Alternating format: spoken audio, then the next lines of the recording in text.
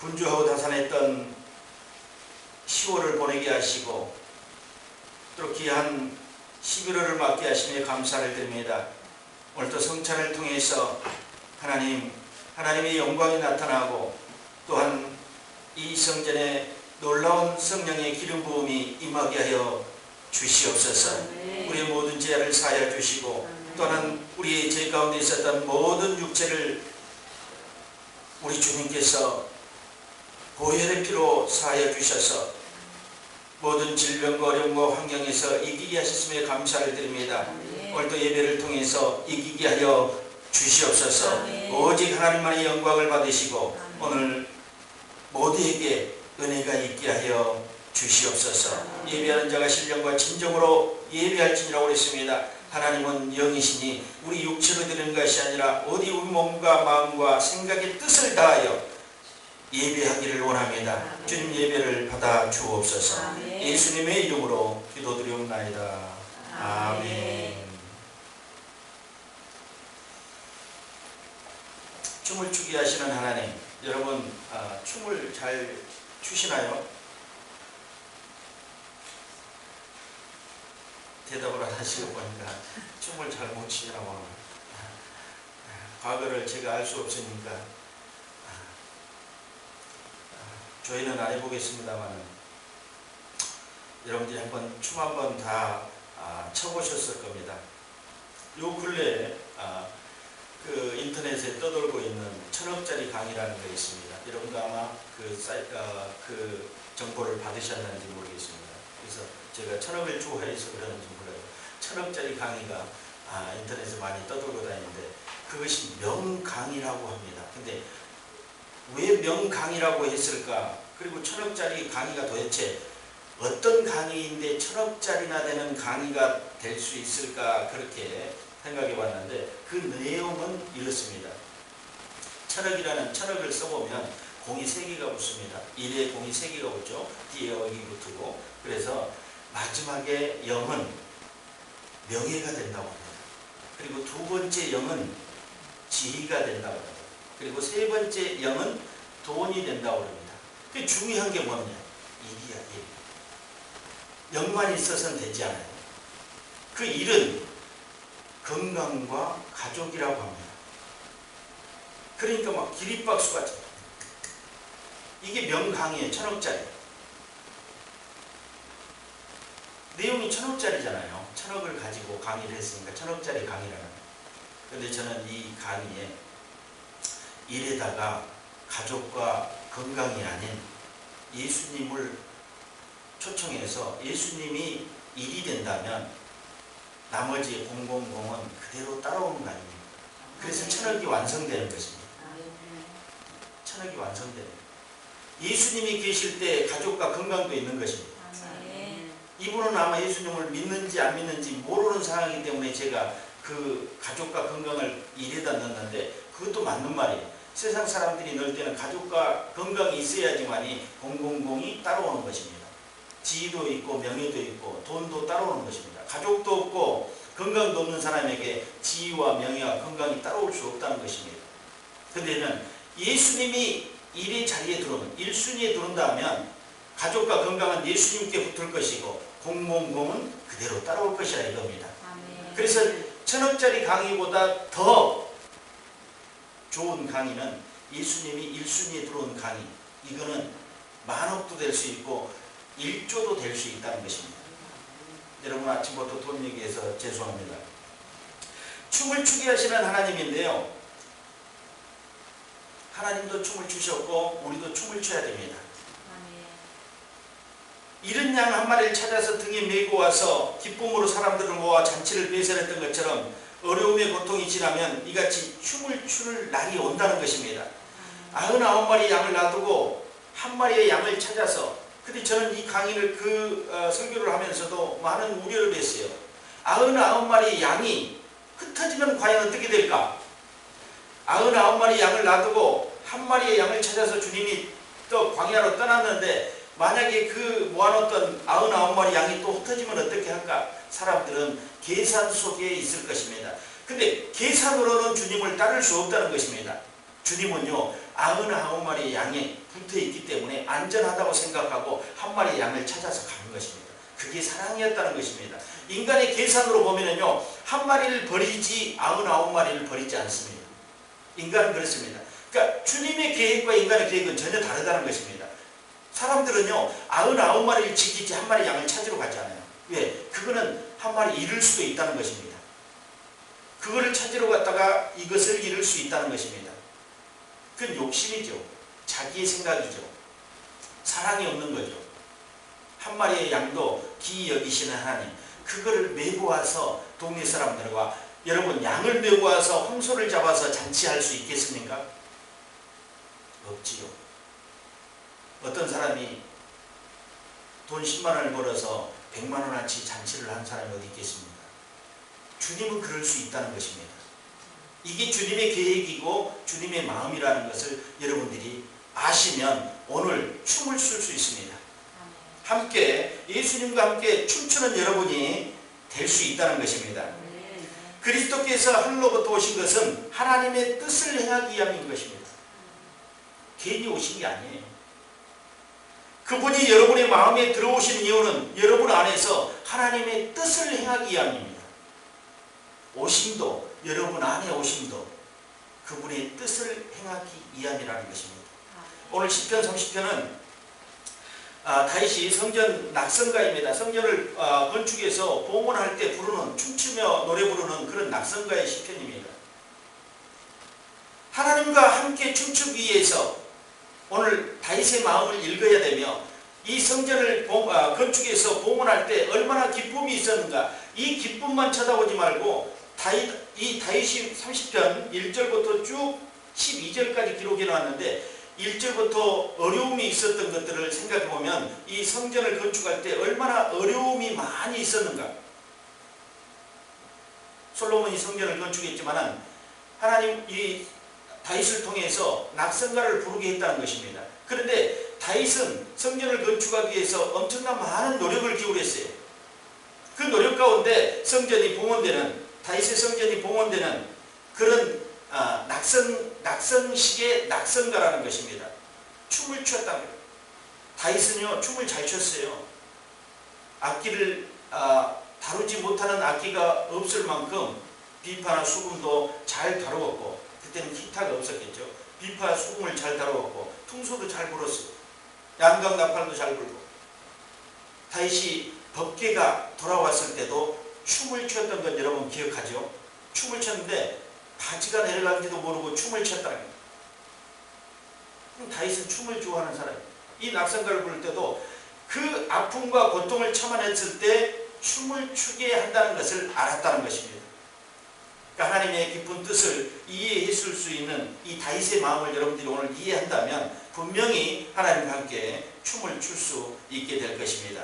춤을 추기까지 역사를 오늘 다윗은 이것을 보여주고 있습니다. 첫 번째는 자기를 포기하라. 자기를 포기하라. 아멘 안 하셔요?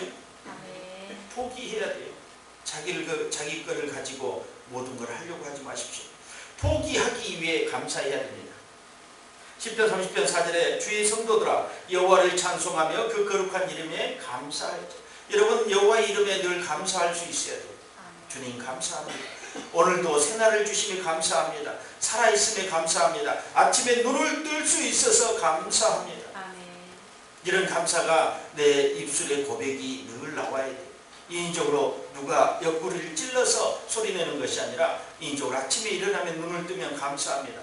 어젯밤에 안녕하지 않아서 감사합니다. 여러분이 병원에 중환자실에 일주일에 한 번씩만 갔다 오면요 아침에 감사가 나옵니다. 장례식에 한 달에 한 번씩만 장례식에 갔다 오면요 아침에 감사가 절로 나와요. 자다가 안녕하지 않아서 감사합니다. 하나님의 춤에 초대에 응하기 위해서는 자기 포기가 있어야 됩니다. 자발적으로 기쁘게 자신을 포기할 때 우리는 그 춤을 더 잘 출 수 있게 됩니다. 자신을 포기한다는 것은 예수님의 생애와 같은 것입니다. 예수님이 태어나서 십자가에 달리셔서 죽음을 맞이할 때까지의 삶입니다. 자기를 포기하는 것이란 정의를 내리기가 쉽지 않습니다. 해답이 없는 것과 같습니다. 사람의 생각이나 관점으로는 해답을 낼 수 없기 때문입니다. 이것을 성경적인 관점으로 해석한다면 예수님의 생애를 비유하면 적당할 것입니다. 하나님과 동등됨을 뒤로하고 하늘 보좌를 버리시고 보잘것없이 천하고 무지한 이 땅에 내려와 자기를 낮추시는데 어디까지? 종의 형체까지 자기를 낮추시고 포기하셨습니다. 이것이 자기 비하와 자기의 비움입니다. 자기를 낮췄어요. 자기 모든 것을 비워버렸어요. 명예와 지위와 어떤 환경, 그 보좌를 완전히 버리시고 종의 형체로 사람들에게 다가왔다. 자기 비움의 결정체입니다. 그래서 우리는 사람의 누구의 모습을 본받는 게 아니라 예수 그리스도의 그 자기 비움을 본받을 때 우리는 철저하게 자기를 포기할 수 있고 자기를 부인할 수 있다는 것입니다. 부인하지 못하면 결국은 성령 받지 못했던 베드로가 예수님을 부인한 것과 마찬가지입니다. 왜? 완전한 것이 빠져나가지 못했어요. 비워지지 않았어요. 사람의 생각이 남아있었다는 것입니다. 어려움이 오니까 도망가 버리잖아요. 주의 종들도 많아요. 또 성도들도 어려움이 오면 도망가는 성도들이 많아요. 작은 개척교회 어려움이 오면 도망가요. 작은 개척교회는 늘 어려움이 있으니까 오지도 않아. 이겁니다. 자기 비움이 없이 예수를 만날 수 없습니다. 큰 교회 가면 예수를 만나는 것이 아니라 자기 비움이 있을 때 예수가 채워진다는 것입니다. 자기 포기가 있을 때 예수로 채워지는 것입니다. 그래야 함께 춤출 수 있습니다. 이 자기 포기의 완성이라고 할 수 있는 대목입니다. 완전한 포기입니다. 그것은 여러분들이 자신을 포기해보라고 할 때 자꾸 막히는 이유가 뭡니까? 완전한 포기가 아니고, 왜냐하면 모든 것을 내려놓으면 인생이 끝나버릴 것처럼 우리는 무리합니다. 베드로가 무리를 거리라고 할 때 자신있게 내려왔다. 어둠에 밀려 파도가 울렁이는 것을 보고 출렁이는 것을 보고 놀라서 물에 빠져들어요. 믿음이 없는 자여 왜 그러냐. 모든 것을 내려놓으면 끝이 나버린 것 같아요. 나의 마지막 희망이 요거야. 이만큼이라도 잡고 있어야지 살아날 수 있지. 이거를 다 내려놓는다면 내 끝이 다 떨어지면 아무것도 할 수 없다. 그래서 포기하지 못하고 자기를 내려놓지 못하고 자기가 가지고 있는 어떤 것이라도 조금 붙잡고 자기의 지식이니 자신의 경험이니 이런 것들을 조금이라도 붙잡고 있어야지만이 이 세상 살아가는데 어려움이 없다고 생각합니다.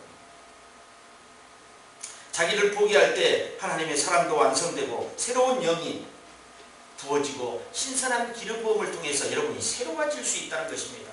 이 새로워진다는 것에 여러분들이 초점을 맞추시오. 자기 포기와 자기 부인은 예수 안에서 이루어져야지 가능한 것입니다.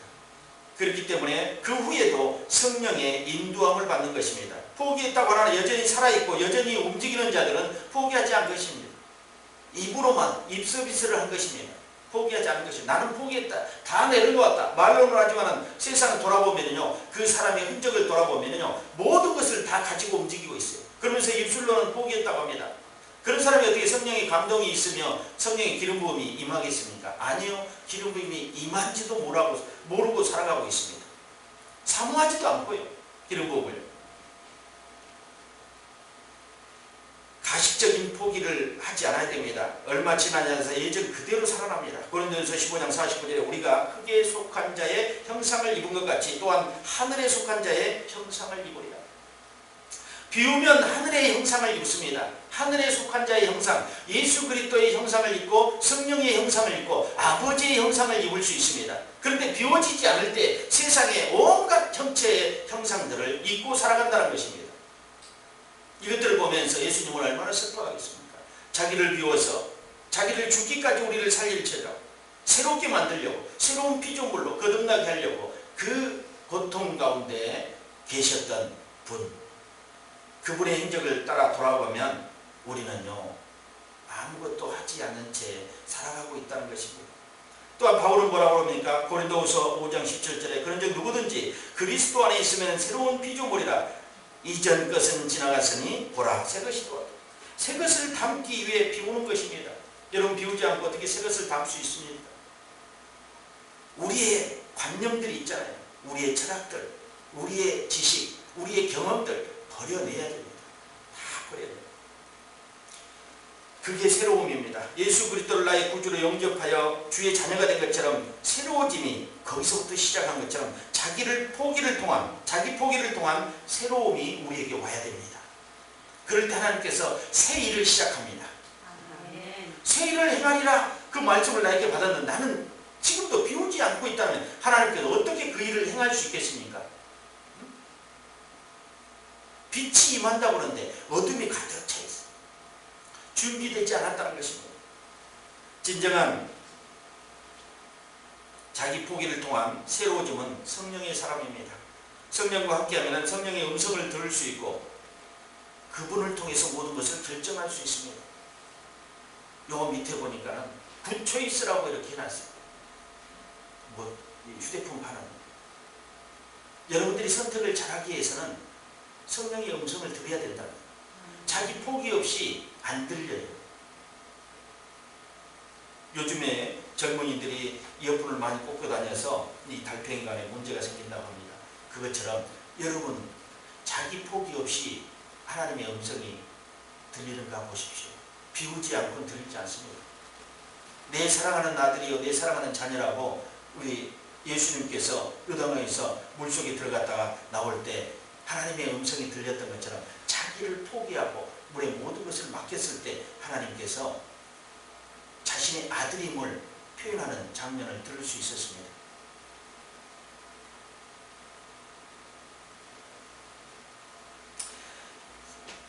그리스도인이라면 응답 그리야 하는데 무늬만 그리스도인, 성령의 음성을 듣지 못하는 그리스도인들이 너무도 많다는 것입니다. 아버지라고 부르면서 아버지하고는 아무 관계없이 살아가는 사람들, 예수님과 나의 삶이 아무 관계가 없는 사람들이 너무도 많다는 것입니다. 예수님은 예수님이고 나는 나다는 것입니다. 하나님 아버지 자녀라고 생각하면서 자녀된 삶으로 살지 않고 자녀된 권세도 없다는 것입니다. 주님은 당신과 가족이 되었고 당신과 친구가 되었습니다. 여러분과 친구가 되었다는 것입니다. 때로는 친구로, 때로는 아버지로, 때로는 선생님으로, 때로는 멘토로 이렇게 시시때때로 우리에게 다가와서 우리의 필요를 채워주고 우리가 잘못된 것을 바로잡아주는 그분은 길 되시고 진리 되시고 생명 되시는 분인데 그와 아무 관계없이 살아간다면 여러분 그의 가족이라고 할 수 있고 아버지의 자녀라고 할 수 있습니까? 그런 사람에게 어떻게 주님의 역사를 체험할 수 있고 또 어디로 가는지 어떻게 알고 갈 수 있겠습니까? 오직 주님과 함께 연합하여 나갈 때 성령의 음성이 들릴 줄 믿습니다. 그리고 자기의 비움이 있어야지만이 성령의 음성을 들을 수 있습니다. 두 번째로는 슬픔을 이겨라. 슬픔을 이기기에 감사해야 됩니다. 고린도전서 15장 57절에 우리 주 예수 그리스도로 말미암아 우리에게 이김을 주시는 하나님께 감사하노라. 예수님 삶 속에서 우리가 발견해야 할 것 슬픔입니다. 그는 유대인들에게 붙잡혀 모진 고초를 당합니다. 슬픔으로 말할 수 없는 고통이었습니다. 슬픔의 도를 넘었던 것입니다. 그러나 그는 그 고통과 슬픔을 묵묵히 이겨냈습니다. 예수님께서 슬픔을 이겨냈던 것처럼 우리에게 다가오는 불시험이 있습니다. 그런 슬픔들을 우리가 넉넉히 이겨내야 된다는 것입니다. 다니엘이 사자굴 속에 들어가서 그 슬픔을 이겨냈던 것처럼 또 요셉이 형제들에게 버림을 받아서 구덩이에 집어넣어지고 또 감옥에 들어갔던 것처럼 그 슬픔을 넉넉히 이겨냈어요. 넉넉히라는 말이 어쩌면 그들에게 맞지 않는 것입니다. 다니엘과 세 친구들 불 속에 들어가서 그것을 이겨냈습니다. 아마 세상 사람 같으면 안 들어간다고 악담을 쓰고 버텼을 것입니다. 나는 들어갈 수 없다고 버텼을 것입니다. 내가 왜 여기를 들어가? 죄도 짓지 않았는데. 지금도 감방에 가면은요, 여러분, 무고한 사람들이 너무도 많았어요. 누구도. 왜요? 증인이 거짓 자백을 해가지고, 거짓 고백을 해서, 내가 당신 죄 짓는 걸 봤다. 이거예요. 큰일 날 일이에요. 그런 억울한 사람들도 많이 있는데요. 법의 잣대로 보면은요, 아무도 그들을 알아주지 않아요. 안에서 아무리 내가 외쳐도요, 이미 결정 나버린 건 번복하지 않아요. 수십 년이 지나고 어떤 사람은요, 수백 년, 수십 년 동안 그거를 뒤집으려고 해가지고 결정적으로 뒤집어내는 사람도 있지만 대부분 그렇지 않아요. 거의 수긍하고 그냥 삽니다. 6개월이고 1년이고 살다 나오면 그냥 끝나는 거예요. 이런 불시험들이 분명히 있어요. 요셉이 죄를 지어서 감옥에 갔습니까? 죄를 지어서 구덩이에 들어갔습니까? 이쁨을 받은 거죠. 아버지 앞에 이쁨을 받았기 때문에 죄를 진 거죠. 형제들에게는. 그리고 또 보디발의 아내의 청을 들어주지 않아서 죄를 진 거죠. 죄야. 상대방이 볼 때는 죄인 거야. 어떤 관점으로 바라보느냐. 보디발의 아내가 볼 때는 죄를 진 거야. 내 뜻을 안 따라줘. 너는 하인이고 종인데 내 말을 들어야 돼. 그런데 듣지 않았어. 그게 죄인 거죠. 요셉의 형제들이 볼 때는 아버지의 사랑을 독차지했어. 그 사랑을 12형제들에게 나눠줘야 되는데 이 요셉이 다 받아버린 거야. 색동옷을 입고 늘 무릎에 앉아 있었다고 그랬어. 그러니까 형제들에게는 죄가 되는 거예요.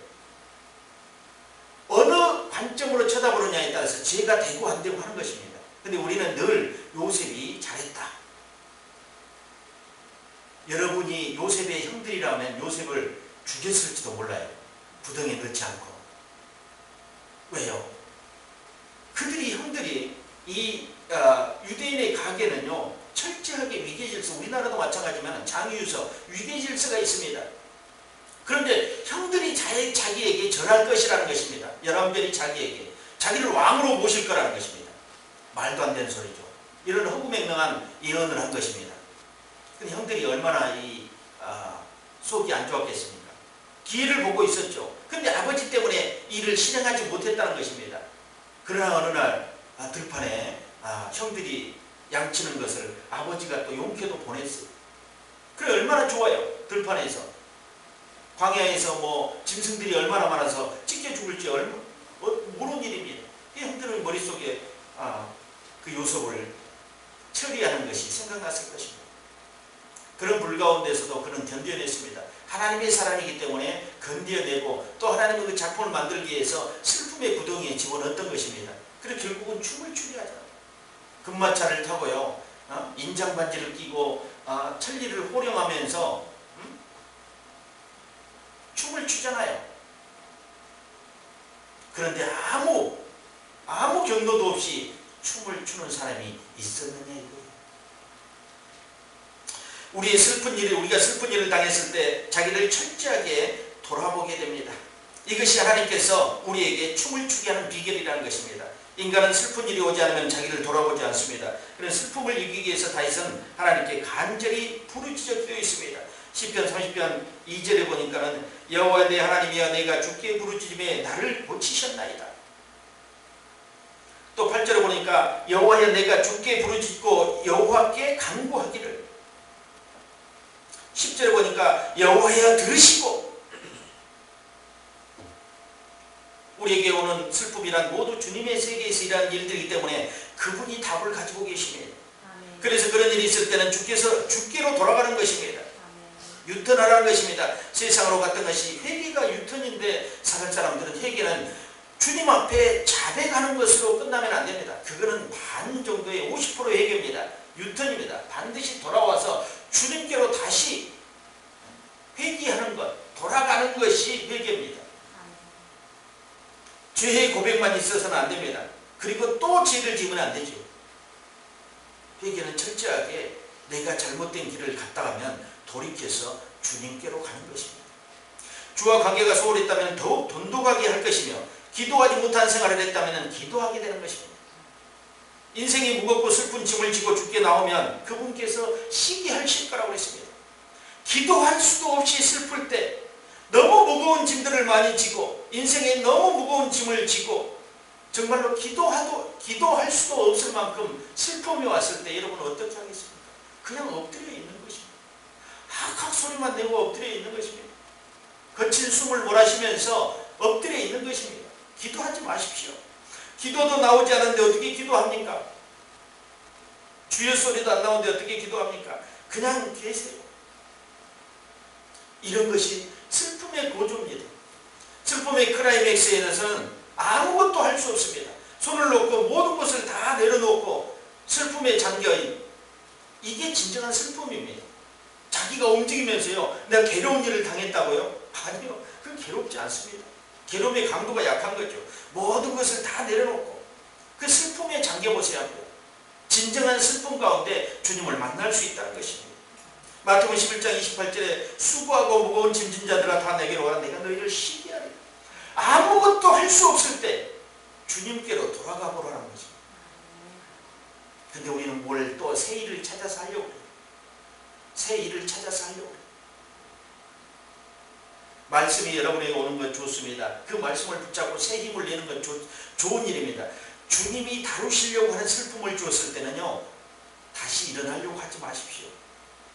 주님의 사인을 볼 때까지, 사인이 보일 때까지, 구름기둥과 불기둥이 보일 때까지 기다리십시오. 기다려야 되는 거죠. 인내의 영성입니다. 인내의 영성. 슬픔일 때는 기다려야 돼요. 슬플 때 움직이면 무슨 일이 일어날 것 같지만 그렇지 않습니다. 슬픔이 비워져야지만이 사인이 옵니다. 슬픔도 연단이며 슬픔도 고난이고 슬픔도 훈련입니다. 슬프지 않고 춤을 출 수 없어요. 다윗의 회개를 보십시오. 그런 바세바를 보면서 회개할 때 침상이 눈물로 침상을 띄울 정도로 회개했다고 합니다. 철저한 자복과 통회, 이 슬픔을 마음속에서 쏟아낸 것입니다. 주님께서는 그 마음을 어루만져 주시고 그 회개에 대한 답을 주셔요. 우리도 이런 슬픔을 당했을 때 철저하게 주님 앞에 엎드려요. 여러분 다윗이 기도할 때 여러분 어떻게 기도했는지 자세를 혹시 아시나요? 다윗은요 땅바닥에 큰 대자로 엎드려서 기도했어요. 우리는요 모양새가 나빠질까봐 옷이 구겨질까봐요 여러가지 경향을 합니다.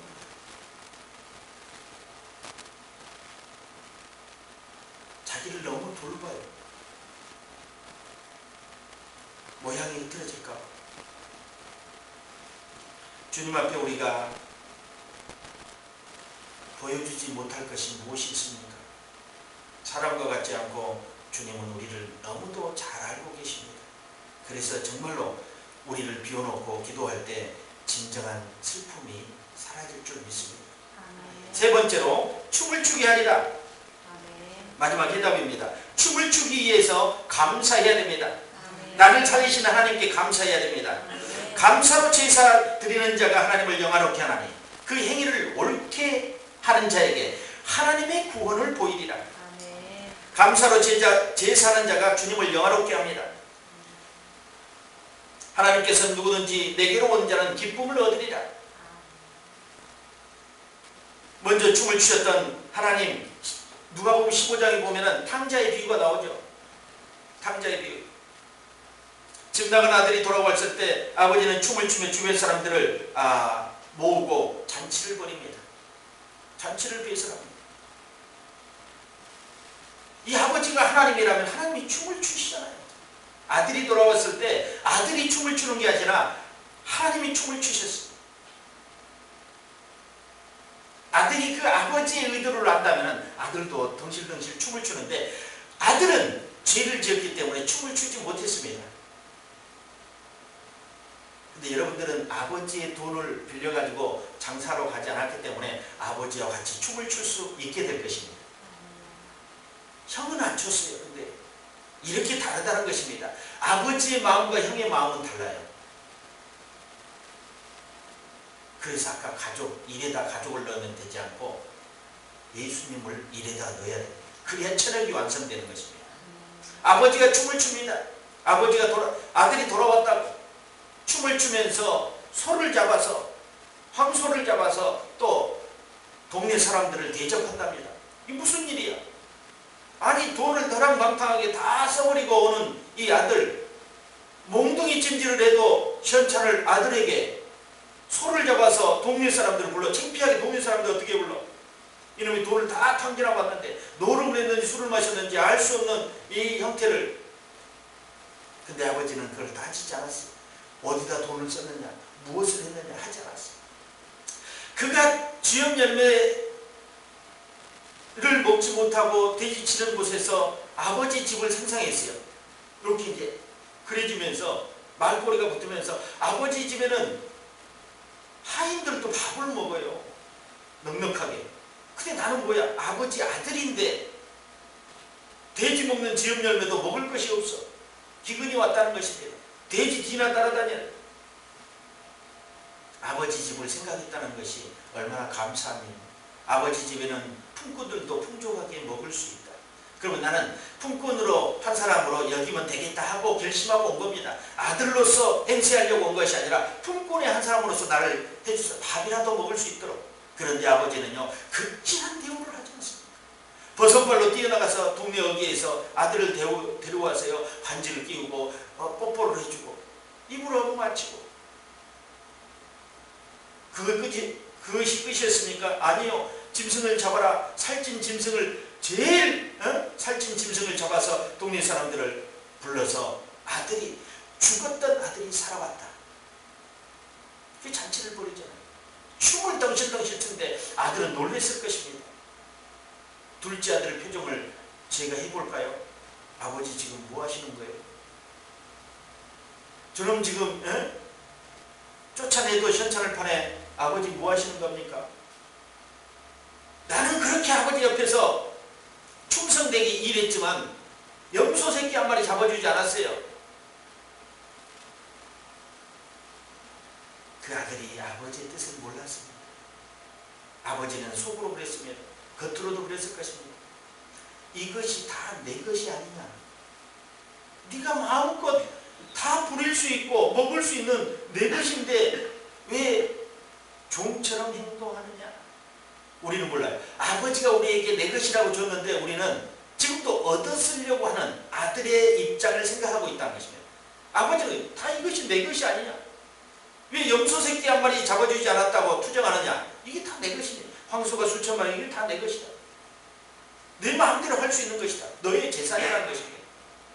우리에게 많은 것을 맡겼지만 우리는 한 푼도 쓰지 못하고 늘 요청만 하고 있지 않는가. 우리를 돌아봐요.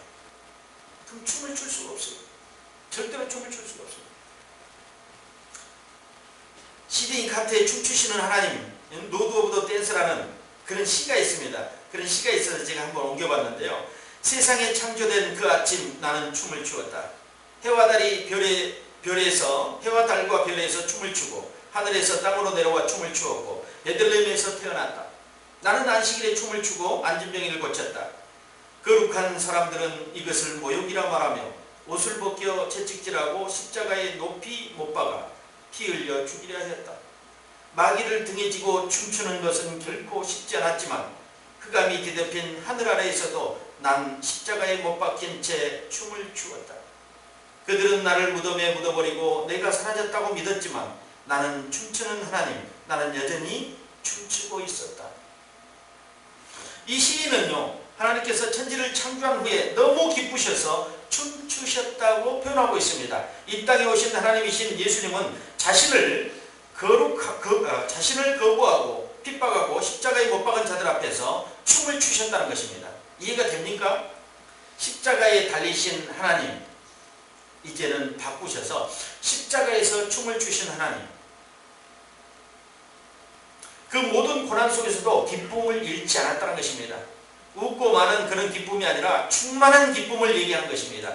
춤추고 싶을 정도의 기쁨을 감당하셨다는 것입니다.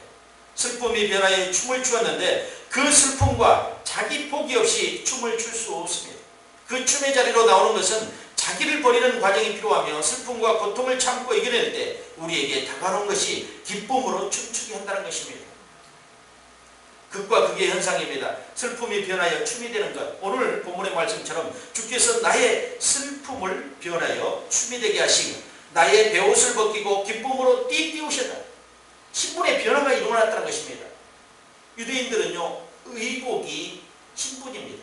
우리나라도 마찬가지잖아요. 성의를 입으면 성직자가 되는 거고 법복을 입으면 법관이 되는 것입니다. 제복을 입으면 경찰관이고 군인의 제복을 입으면 군인의 표시가 나는 것입니다. 옷은 신분을 표시하는 것이에요.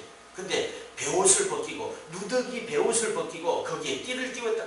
금사슬에 띠를 띄웠다는 거예요. 신분의 변화를 시켜줬다는 것입니다. 여러분도 다윗과 같이 신분의 변화가 일어나고 슬픔 변하여 춤을 추게 한다면 오늘의 이 말씀들을 기억하시기 바랍니다. 하나님께서 극적인 장면들을 연출하시는 명연출가라고 저는 생각합니다. 가나 혼인잔치에 포도주가 떨어져 우울하고 침통해 있는 잔치의 주인에게 하나님께서 깜짝 연출을 통해 모든 이들에게 기쁨의 춤을 추게 했다는 것입니다. 또한 춤추는 일이 여기뿐입니까? 사도행전 3장 8절에 성전 미문에 구걸하던 안진뱅이 베드로와 요한이 그거 하다가 안진뱅이를 만났습니다. 안진뱅이를 만났는데 어떻게 합니까? 구걸하는 안진뱅이, 그는 늘 누가 업어다가 그 성전 미문에 사람들이 많이 통행하는 그 자리에 업어다 그 자리에 앉혀놔서 늘 구걸했습니다. 사람이 지나갈 때마다 한 입만, 동전 한 입만 구걸하는 그 안진뱅이 있습니다. 베드로 요한이 그를 지나가게 돼서 그들은 돈이 없었습니다. 근데 그 구걸하는 걸 보면서 그냥 지나가지 못하고 예수 그리스도 이름으로 일어나라. 나에게는 은과 금이 없어도 그리스도 이름으로 예수 그리스도 이름으로 명하노니 일어나라 하고 손을 잡아 끌으니 발목에 힘이 들어가고 온몸에 힘이 들어가서 다리가 일어서게 됐다. 안진뱅이로 수년 동안 살았을지 모를 그 안진뱅이가 다리에 힘이 들어가서 살아나는 것을 보면서 어떤 마음을 가졌을까요? 그러나 그와 관계없이 요한과 베드로의 그 기쁨도 관계없이 이 안진뱅이는 성전으로 뛰어가면서 찬양하며 춤을 췄다고 합니다. 이해가 됩니까? 눈에 상상이 되고 보여집니까? 이런 기쁨입니다. 수년 동안 안진뱅이로 사람 구실을 못했던 사람이 예수 이름으로 일어났어요. 그에게 동전 한 입이면 내일도 그는 와서 구걸하고 있었을 것입니다. 베드로가 동전 한 입을 줬다면 내일도 와서 그는 여전히 그곳에서 구걸하고 있었습니다. 이게 신분의 변화라는 것입니다. 오늘 베옷을 벗기고 띠를 띄우시신 하나님을 만난 겁니다. 베드로를 통해서요. 그는 이제 정상이 됐어요. 다시는 내일 미문에서 서서 구걸하지 않을 겁니다. 왜요? 성전으로 뛰어갔어요. 찬양하며 춤을 추면서요 뛰어갔어요. 나는 누구를 만났어요? 하나님을 만났어요. 물동을 버려두고 춤을 추고 갔던 여인을 봐서 이런 걸 생각합니까? 저는 다 춤으로 바꿔놨죠. 그냥 그 사람은 그냥 뛰어갔어요. 근데 저는 춤을 추고 갔다 뛰어갔다고 합니다. 물동을 버려두고 춤을 추고 뛰어가서요. 사람들에게 내가 예수를 만났다. 구세주를 만났다. 메시아를 만났다. 그렇게 고백하잖아요. 이렇게 춤을 출 수 있어야 돼요. 우리의 감동이 사라지고 감격이 사라졌어요. 정서가 메말라서요. 시 한 편을 읽어도요. 눈물이 나지 않아요. 근데 아줌마들은 드라마 보면서 눈물을 잘 흘리던데 왜 시 한 편을 읽으면 눈물이 나지 않을까요? 20년 전에 30년 전에 문학 수호년은 어디로 갔습니까? 낙엽만 떨어져도 깔깔거리던 그런 여고생들은 어디로 갔나요? 우리가 그만큼 감정이 메말랐다는 것입니다. 다 귀에다 꼽는 락 음악이나 랩 음악 이런 것들 청년들이 젊은이들이 듣다 보니까 완악하고요. 사람만 스쳐도요 화를 내고 그럽니다.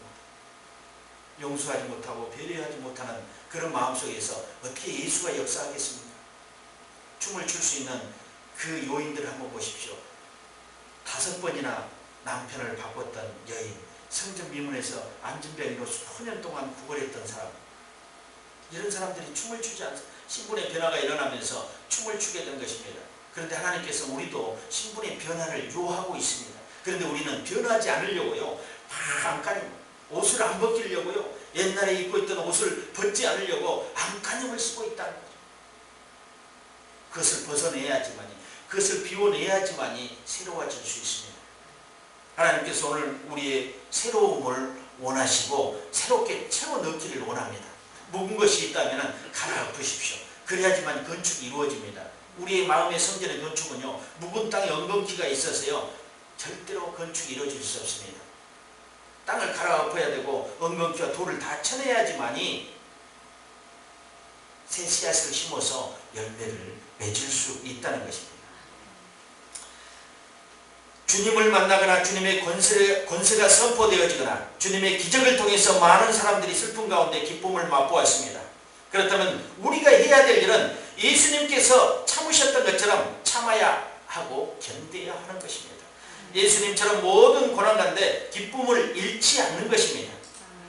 다윗이 성전 낙성식에서 찬양시처럼 많은 고난이 있었지만 성전이 완공되어 하나님께 봉헌될 때 정말 어떠한 기쁨보다도 더 큰 기쁨을 얻었다고 합니다. 춤이 되게 하셨다고 합니다.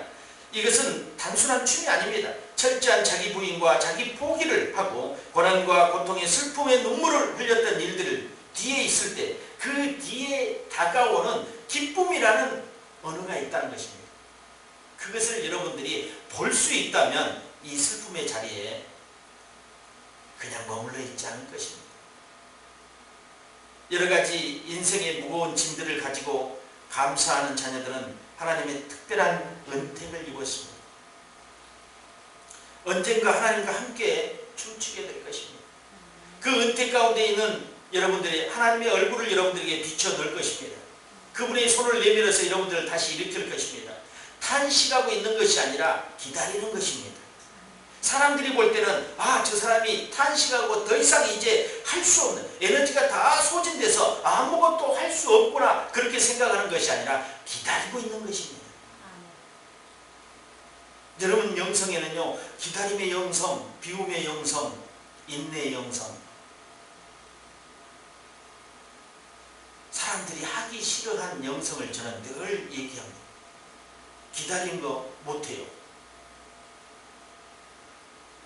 차가 신호에서요 1초만 머물러도 빵빵 눌러. 인내가 사라집니다. 지금 이 시점에서, 현실에서 우리가 주님을 깊이 체험할 수 있고 주님의 기름 부음을 우리 마음껏 받아 누릴 수 있다는 것은 잘 기다려야 됩니다. 주님의 사인을 보고 잘 기다릴 수 있는 우리가 되어야 된다는 것을 여러분들이 믿으시기 바랍니다. 오늘 또 하나님께서는 여러분들에게 여러 가지 내용을 주문하셨어요. 그런데 주문하셨는데 여러분은 그 내용을 다 숙지하려고 생각하지 마십시오. 자기 포기와 또 뭐라고 그랬습니까? 두 번째 슬픔을 이겨라. 세 번째는 춤을 추게 하는 춤을 추게 되리라. 아마 여러분들, 저와 여러분들의 지금의 현실은 슬픔을 이겨라가 맞을 것입니다. 슬픔을 이겨라. 그러면 이제 3단계로 넘어갈 수 있는 그 자리에 와 있다는 것입니다. 그 3단계는 뭡니까? 하나님과 함께 춤을 추게 됩니다. 여러분 한번 상상해 보세요. 여러분 상상력을 동원해서 성전 미문에 뛰어가는 그 안전병을 상상해 보고 또 물동이를 버려두고 동네로 뛰어나가. 동네 사람들과 친하지도 않았어요. 동네 사람들이 저 사람은요 우리 동네에 살지 않았으면 좋겠습니다 하는 그런 사람이었습니다. 그런데 그것을 무시하고요 동네로 뛰어갑니다. 메시아를 선포하기 위해서, 메시아를 만났다는 것을 고백하기 위해서 성전 미문에서 성전으로 뛰어가면서 주님을 찬양합니다. 보세요 사람들, 내 다리가 이렇게 멀쩡해졌습니다. 주님이 고치셨습니다. 주님이 하셨습니다. 여러분도 충분히 주님을 만날 수 있을 것입니다. 주님을 만나면 나처럼 이렇게 춤을 출 수 있게 될 것입니다. 얼마나 아름다운 일입니까? 이 아름다운 일들을 우리는 상상하고 또 성경을 통해서 숙지하면서도 그 아름다운 일에 동참하지 않는다는 것입니다. 돈 때문에 슬퍼하고 돈 때문에 배신하고 자리 때문에 배신하고 친구와 동료와 가족들을 버리게 되는 돈, 명예, 지위.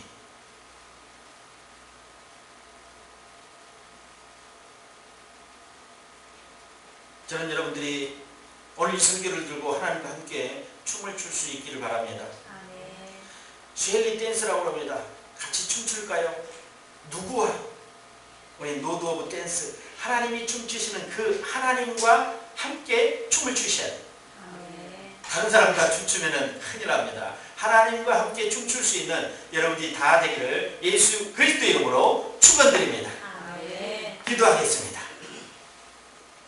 하나님 아버지 감사합니다. 오늘 로드 오브 더 댄스 춤추시는 하나님, 그런데 그 춤추시는 하나님께서 우리를 고치시고 만지시고 슬픔에서 벗어나 새로운 일을 시작하기를 원하십니다.